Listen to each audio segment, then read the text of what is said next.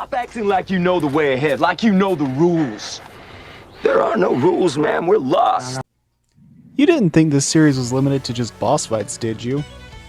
After Dark Souls 3 reached its conclusion, From Software was stepping away from the Souls-like genre, or at least as we knew it, so a void was left for other companies to try and take up the mantle, which resulted in messes like Lords of the Fallen and The Surge. And the first one that kinda succeeded was Code Vein. It definitely was clunky, but it had some redeeming qualities, which is more than I could say for The Surge or Lords of the Fallen, but oh boy, it was not a very well balanced game, because you'll get one shot by random enemies, but then you can burst down an in-game boss in 30 seconds. Overall, it's a fun game with significant problems, and nowhere is that balanced worse than the Cathedral of Sacred Blood. Good lord, this place is a chore. Now, this isn't exactly a childhood game I have nostalgia for, but it is one of those games I first played as a teenager, so I do have some fond memories of it. However, yeah, this place will always live in infamy. So before we even get to the cathedral, let's briefly cover what you have to go through prior to this. First is your tutorial level, where you learn everything. It's basic, it's easy, and you're able to get a key item that boosts your healing capacity permanently. It's really just here to get you equipped with everything, and it truly is just the Undead Asylum, but longer. At the end of it, you have to fight Oliver Collins, who's essentially a humanoid NPC with a giant hammer before he turns into a stone crusher with a giant hammer, and you're more or less putting him down like Old Yeller. After that, we get to explore the above ground portions of the ruined city, where you're presented with the only branching path in the game, but your intended path is to head towards the nest, where you fight the Butterfly of Delirium, who was the original planned subject of this video, if not for the fact that you can actually very easily go to another level, then come back here when you're around level 40 and just kind of tank and spank to win. Seriously though, screw this boss fight. And after that, you're given a choice to either head down into the swamps, which are dark, but they're not poisonous or difficult at all, and at the end of it you come across and battle evil Hatsune Miku. And the other option is to travel through the dried up trenches, which might just be the most linear level in the entire game, which ends with a battle against the insatiable despot, who looks intimidating but honestly might be the easiest fight so far. And after all that drama, Mia wakes up from her coma and joins the team, while also telling you how to progress forward, and we actually get some pretty nice character interactions at base, which unfortunately is pretty scarce in this game. Do you have any more info on him? Right. Memory loss. And then you reach the area that's the source of the blood beads and the main point of Act 1 of the game. The Cathedral of Sacred Blood. When you first get here, you're probably thinking, oh, this must be the Anor Londo of the game. I guess I'm halfway through. Well, no, not at all. We're still well within the first third of the game. But okay, fine. The game is going to start escalating the challenge level a bit. You're going to see enemies that are far tougher than before, having more health, hitting harder than the average enemies, and you'll probably be around level 50. Okay, fine, decent escalation. Here's the thing. The Vanguards and Noblewomen are extremely tanky opponents compared to the stuff you fought prior, and the worst of the bunch might be the Noblewomen, able to easily do over 700 damage per hit, which, depending on your build, might just put you in two-shot territory. And she can spawn a foul blood barrier, making her massive health bar even crazier. As for the Vanguards, they attack quickly and can be pretty relentless, but they have a trick up their sleeve in the form of teleportation attacks, meaning no matter what distance you're at, if they're aggroed onto you, they can't attack you. And I recommend against trying to run past the enemies here, because many of them have near infinite aggro ranges and will chase you down to the ends of the earth for some unholy reason. And you can't really grind and come in here with strong weapons, because outside of a scripted drop, you can't even think about farming tier 2 upgrades until you reach this place, and you will get killed a lot. Oh, and if a Lost Hunt happens, then that teleportation that used to just be the Queen's Vanguards thing now suddenly applies to every enemy in the Lost Hunt. But okay, no big deal. Once you learn the route, run past the enemies and don't look back and you'll be good to go, right? Small, very ever so tiny problem. This place is a labyrinth where you will get lost and turned around wondering where the hell you're going and what you are doing. And to top it all off, this is the longest level in the entire game, to the point that it has multiple boss fights and takes up almost 20% of the game's total runtime. More than that even. My playthrough of this game recently took me 27 hours to beat. 6 of them were in this area. You will get stuck here, you will get lost because everything looks the same in this place, with paths on top of one another, and even if you have a map, it's not very helpful because it's a 2D map, not a 3D one. So it doesn't account for height, and it's not like you even start the level with your map. actually functioning, so you're kind of stuck on your own up a creek without a paddle. When you start making progress, death here becomes very scary, not because you'll lose all your haze, but because you know the second you start making progress, you won't be sure where you're going if you die too far in without reaching a missile. And death is likely here because not only have you not been able to increase your healing supply for a while, and you won't be until well after this area is finished, but again, the enemies hit hard and many of them can teleport to attack you. Now, I can at least say once you make it past the starting area, it's not quite as confusing of a level to navigate. You just need to remember to check the sides of ledges for a path below, and once you internalize that, honestly, it isn't too terribly bad. The problem is, we've been wandering this location for 2 hours and still haven't even seen the first boss fight of this place, and you still have basically no map while collectibles are absolutely everywhere, and while most of them are rubbish, some of them are actually important upgrades. Thank God they're just upgrades and not essential, right? We'll get to that. I will give some praise though. I think the middle section of the cathedral is fairly well designed with finding switches and levers to open a path forward, with some better landmarking that really you don't see in the rest of the area. You don't actually get turned around here too terribly much. Just be careful not to die because it is still a long hike back until you completely open up the shortcuts. Though eventually you will reach your first boss fight. The Argent Wolf Berserker isn't too difficult of a boss fight, but he isn't easy either, not being helped by being one of the few bosses in the game with a real runback, and that runback is against enemies with near infinite aggro range and the ability to teleport directly to you. That being said, as far as the fight goes, while he has some pretty wide damage areas in his swings, it's also in a fairly small arena. I would say this fight is more or less fair, as you can dodge and parry through basically all of his attacks. And not only can he be parried, he's the one boss in the game you can reliably backstab over and over, which is ridiculous but kind of funny. Though after the fight ends, be careful as the enemies that would chase you to the fog gate are likely going to come running in to attack you. Then we're able to see some memories of the past with a vestige as you get taken, well, into the past. The Cathedral of Sacred Blood is so freaking long, it has its own intermission. I'm not really including this trip to the past as part of the video. It's a good story beat, and while the enemies are tough, none of them can teleport, which is an automatic point in this area's favor. Plus, the boss fight against the Queen's Knight is pretty fun, and it does have some good story moments, albeit he can be a step up in challenge from other bosses with his larger moveset and combos, but he's optional, and he still keeps things simple with only 3 hit combos and clearly defined tells. In my opinion, he's a pretty good boss, and when you win, you're given a big plot reveal if you choose to go here.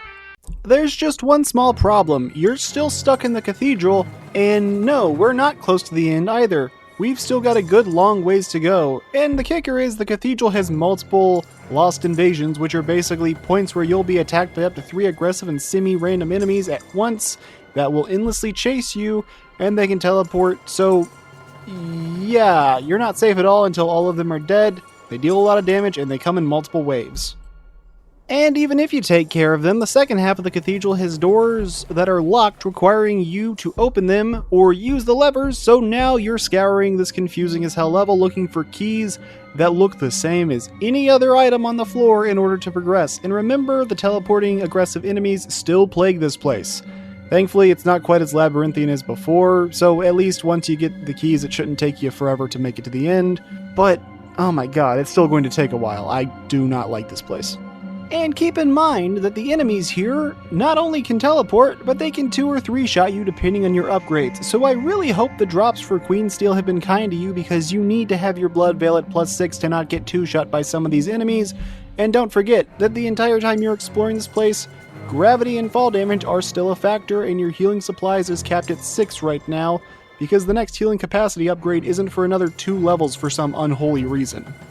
But sooner or later, it'll all come to an end as you reach the boss arena, and rejoice as the pain is finally behind you. Right?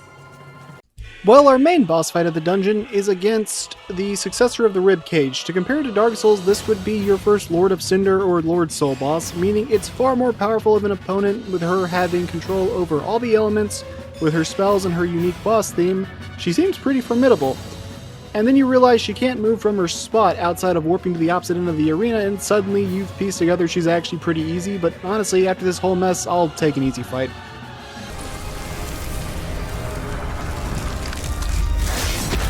Just kidding, this is the one boss in the game with a second health bar, and while her first phase was easy, this second phase is a lot more dangerous. Her health isn't too much higher, But now she can just straight up spam attacks, turning this game into bullet hell, and if you're not getting blown up or frozen, you're getting shocked by the Wrath of God or her giant laser beam attack, and she can also put up a foul blood barrier that eats any and all damage you can throw at her till it's broken, which means she can essentially heal herself, and even without that, her second health bar has an additional 5,000 HP over her first, meaning that she has a combined total of 45,200 HP. Which for context is more than the main villain of the game and multiple bosses after her. Of course, I am being slightly dishonest because this boss is also the only one in the game to have a checkpoint, so if you beat phase 1 you don't have to do it again, but you will have to start from her second health bar running through the beaches of Normandy to get up to her. Though, again, that checkpoint does a lot of helping. Because she can deal over 2,000 damage with some of her attacks, and despite her powerful states, she's still mostly stationary and very susceptible to being knocked down. The fight is honestly surprisingly fair despite how jank a lot of it is, but it's not really fair by design, it's more so fair by coincidence, and her damage output has to be respected. And when you kill her, you get to speak with her human form known as Aurora Valentino. I'll be honest, I never expected to see you again like this.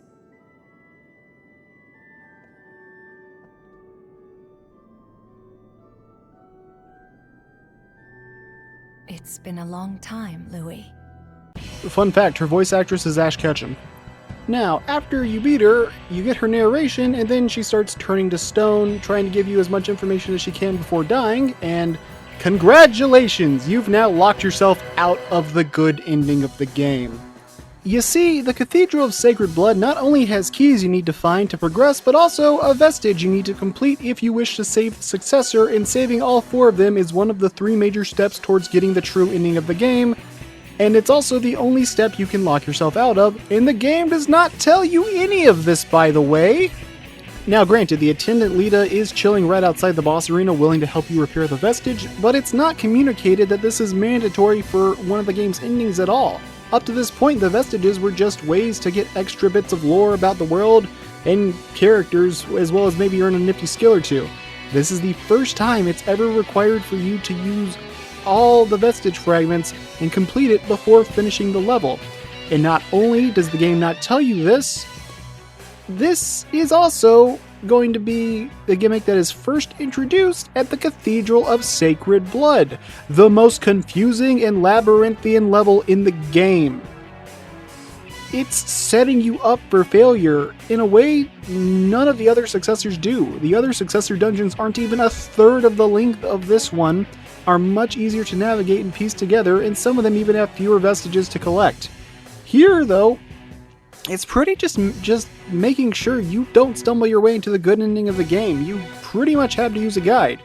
And while the vestiges have a unique design, you can see them in the world flashing red instead of white, that's assuming they're visible at all and not hiding in some pipe or box or, whatever else. You better get to channeling your inner Crash Bandicoot and scouring this level for that one box you missed. In terms of difficulty, I honestly don't think this is the hardest level in the game, and it's not even the largest in size. Both of those awards would go to the Provisional Government Building. But here's the difference. The Provisional Government Building is the final level of the game, while this is before you're even halfway through, and even though the Government Building is bigger than the Cathedral, it's not as confusing, so you won't get lost in it. Sure, while no one part of this is too extreme, it's a perfect shitstorm. This level would be pretty notorious without the vestige hunt considering how confusing it is, but with it, you're just in for a bad time. If it wasn't so confusing, the vestiges would be easier to find. If the enemies didn't teleport and do entirely too much damage, you wouldn't be getting turned around and murdered so often. If you weren't locked out of the true ending because you didn't have the vestige, then this wouldn't be as big of an issue. It'd just be a Metroidvania go back and collect shit. And if this wasn't the first level where this gimmick came up, you would know to at least be on the lookout for them. But no, it's just doing everything against you. Code Vein is a game I have some complicated feelings on. I remember playing it as a teenager and liking the game a lot, but upon my replay I was starting to wonder if that was just because I was in my college weeb phase when I first played it, because a lot of points I just wasn't enjoying. That being said, a lot of the character writing was better than I remembered it being, and the game wasn't dreadful, so I stuck with my playthrough. And I am glad that I did that because, in my opinion, the game's second half is leaps and bounds better than its first, and I was genuinely enjoying a lot of my time, by the end of it at least. But I also don't try to delude myself into thinking you can play this game like Dark Souls and expect a fair and balanced time. Use the party members and overlevel like hell, the game wants you to do that. But I can at least say the game is better in its second half. The issue is you had to get through this part to get there. By the time I finished the game, I came away with mostly positive feelings, but I still acknowledge many shortcomings. That being said, I don't want to spoil too much because I plan on making a video covering this game as a whole in the very near future. Like, before Code Vein 2 comes out, the video will probably be out. So if you're watching this video, maybe it's already out, maybe not, I don't know. There is a boss ranking for it I made at least. Anyways, that's all I've got for this video. If you'd like to see more content of varying quality, or more episodes of worse difficulty spikes in gaming, consider liking and subscribing, and I'll see you all next time. Until then, take care everyone.